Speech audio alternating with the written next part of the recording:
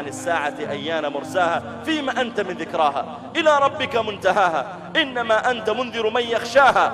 فتفرد الله تعالى بعلم الساعة. وما نقرأ الآن من تقارير تقول إن الساعة تقوم في عام 2012 أو 2025 أو 3000 أو 4000، علم ذلك عند الله جل وعلا.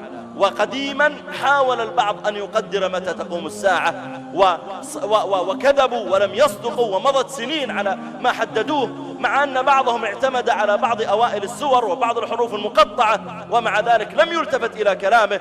ولا نزال إلى اليوم يوجد أمثال هؤلاء. وما يقال إن نيازك سيضرب بعضها في بعض، أو ربما بعضها ضرب الأرض أو حول مسارها لتطلع الشمس من المغرب وما شابه ذلك، هذه أمور علمها عند الله تعالى، ولا يستطيع أن يجزم أولئك القوم بشيء.